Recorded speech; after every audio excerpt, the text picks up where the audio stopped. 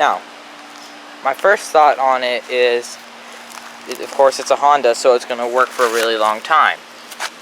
And don't mind this dirt, that's fine. I don't know why it keeps having like oil and dirt combined with it, probably leaking oil from the top of the valve cover, or it's just, you know, grass that's getting cut up. I don't know why it is, but it's fine. Of course, it's a single cylinder overhead valves. If it's not an overhead cam, if it was an overhead cam, the cam would be up here along with the valves. But it's an overhead valve. The cam is inside the block. The valve springs and everything are still up here. Another thing that I like about this mower is it's self-propelled, but I don't use it because my grandpa was using it one day. I mean, this was my grandpa's. It was sitting behind it, but the reason why it was sitting behind his shed for like 2 years was because of the fact that if you turned on the self-propelled part thing and you let go, it would keep moving. It gets stuck into the self-propelled mode. I mean, it'll eventually work itself out, but yeah, it is an instant once you let go. Now this can happen with anything, but another problem with this is, oh, it's still holding gas. That's nice, but I had to fix a problem on here where, of course, this could happen to anything, but let me get this closed.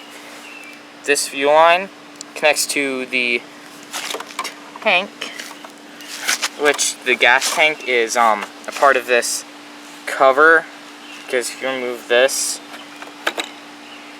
it exposes that. You have 3 bolts, and you take off this, but it also has the gas tank in it, which is,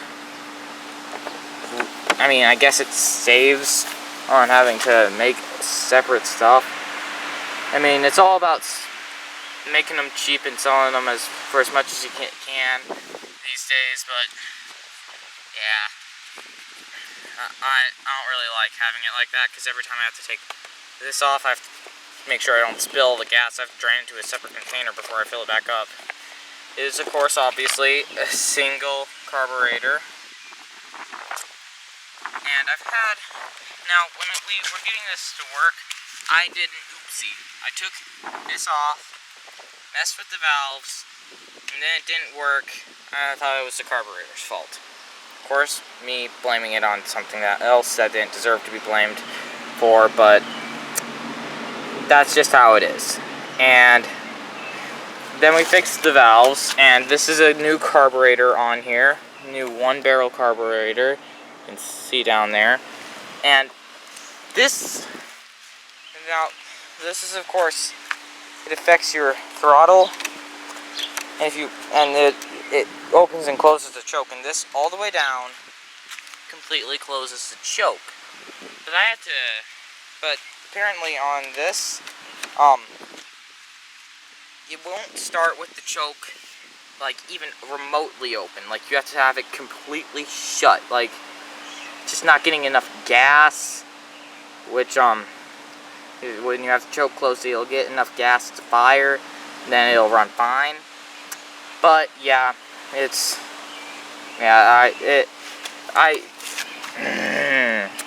English. Come on, English. Alright. Where was I? Yes. Right. Choke. So, when I got it, choke didn't close all the way. There's a little lever that goes down to here, and it was messed up. And if I tweaked it just right, I got it to work, and I can start it up easily. It runs really good. I mean, there's no problems with it, but we have to address this. This is a bit concerning. It's the gasket. Hang on, let me get the air filter back on. Nope, that's staying off for now. So this is the guard to keep you from getting burned. and there's 2 bolts in here. Now those are super rusty. I don't know why exhaust bolts get so rusty. And this gasket, it's pretty cruddy. Like, it's really bad. And when I got this mower, when I first got it, it was in, I think, either January or February, like, essentially, like, basically the middle of winter, and it had snowed a lot. And essentially, all I could see with the mower was up to here. I couldn't see anything else. It was completely covered in snow, which is probably why the choke got messed up, because, you know, being buried in snow, that's probably what did it. But otherwise, it works good now. One thing I don't like about it is the drain plug on here. There isn't one beneath it. The drain plug is right here, and there's all of this in the way, which means you don't change the oil, as I did. I just drained it out of where you fill it up, which, you know, it works. Worked good enough to get some good fresh oil in it. And I wonder, is there anything still in here? No, there's that. Oh, what the heck? Oh my gosh. This is cool. It's dirt and grass.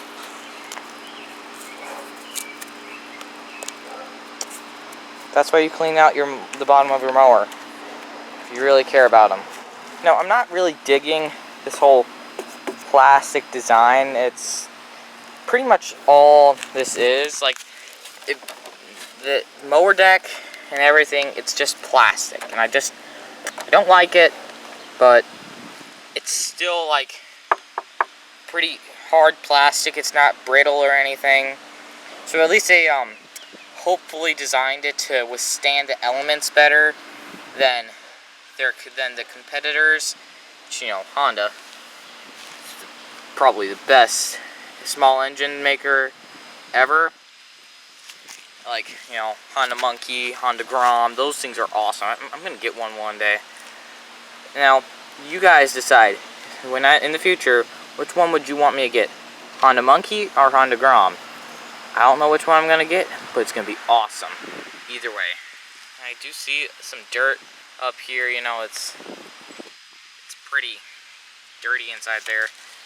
I guess this air filter could be retired. It's getting pretty bad up here. I think I'm gonna replace this. But it works good enough. But yeah, there's just a little bit too much dirt and stuff up here for my liking. But otherwise, it's been a really reliable motor for 2 months that I've used it to mow lawns. And, you know, I also got a different one for my grandpa. It was a Briggs & Stratton. I tore it apart. I took the mower off the mower deck. But, yeah, it was burning oil, bad piston rings. And, I was like, you know what, I'm going to just get rid of it and just keep this. And boy, was that the best decision ever. It runs great, and, I mean, there's a new carburetor on here, so you know it'll work for a really long time. The old one, I actually took it apart not that long ago, and I looked inside, and it was still probably gonna fail eventually. But yeah, I actually have some seafoam in this gas right now to just see if it can just, you know, like, do some cleaning up in here. My dad, he works for Minneapolis, and he's a mechanic. And every now and then, there's there's these people that come over, like, with these, like, trucks, and they have a bunch of tools. And he's gonna buy a borescope camera, and that's gonna be really useful to see if the seafoam in the gas can clean out the carbon deposits inside the cylinder. And what carbon deposits do is they lessen horsepower, and especially in vehicles, you kind of need that. I mean, it doesn't matter if you really want horsepower. If you need to get away from a stoplight soon or something, like if somebody's following you and you want to outrun them, horsepower it's the only way to outrun them. And if you don't have that, well, you're kind of screwed. But yeah, that's my little review on my Honda Harmony 215, and so far I love it. Actually, it's good mower, but it's a lot different for sure than my dad's mower. I just used it the other day, and having the wheels be powered has then, like, you just open it, and when you wanna make it stop, you just let go. That has been so nice. It felt so much different than using this. But one reason that we're gonna definitely keep this, because it actually cuts the grass really, really well, and I really like that. But cuts the grass a little bit too low, so I think I'm just gonna raise up the wheels a little bit. One notch should be plenty. Sorry. And yeah, so far I think I can get this to last 10 years easy compared to other mowers. I mean, Briggs & Stratton's making a new one where you don't add any oil to it. I mean, you don't drain any oil from the mower. You just keep adding it. You just check and add if it needs it, which I think is kind of stupid. Fix that. Join me. I mean, you're going to need to change the oil, because oil, it loses the viscosity. Like, if you take new motor oil, put it in your hands and do like this, it's gonna be kind of sticky. And if you take really worn out oil, you're gonna do this, it's not gonna feel any same, because it's gonna like lose the thickness of the oil and become so thin it doesn't lubricate the sides of the engine well. And what happens is you get wear and possibly severe catastrophic engine failure if you let it go on for too long. And I've seen some videos on where these people, like, they didn't change the oil at all for like 50,000 miles, and they like took out the oil pan, and like there was just sludge. No, actually, they took off the oil pan. There was no oil in the oil pan. The oil had turned into jello and was just sitting there like a gelatinous piece of jello, and it was just so bad. That's why I say always change your oil every 2,000 miles. Don't wait for that 3,000 or even 10,000 miles like those online Wikipedia articles say. Always change your oil every 2,000 miles. Even if your mechanic says, you can wait till it's 5,000 miles. They say 5,000 miles because they know by saying that your engine's going to break, more likely going to break at least. And who are they going to go to? Obviously, the mechanic. And they get money from that. So, yeah, don't fall for it. It's a really easy way to keep your motor in good health. And another thing to maybe check on is, like, spark plug. That might not be delivering enough spark. And, of course, seafoam. That really helps. It says it increases your MPGs. I'm gonna try it with my dad's truck. And, the next time he goes to fill up completely, I'm gonna mix in some seafoam in the gas tank. See if it can clean it out, the injectors and everything, make it run better and get better MPGs out of it. Because it's his main vehicle, drives it to work. It's a work truck. It works hard, so there's got to be a lot of carbon buildup inside the cylinder and on the cylinder head and the top of the piston.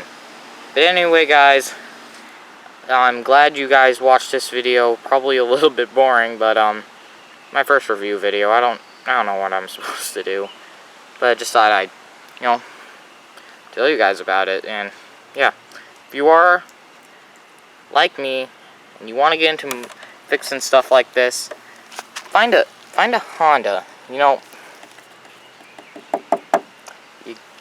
It's just gonna last. It's gonna outlast anything else on the market because they're just well built. Although, if you're looking for a vehicle, don't get a Honda, at least for right now, because I hear that their engines aren't they have some problems they haven't worked out yet. But in the future, if it has the same engine, sure, get it. Cause if it's like a long time away from this video, sure, get a new Honda car, because they'll have fixed all the problems by that point. But anyway, I'm Ford360, and I'll see you guys next time.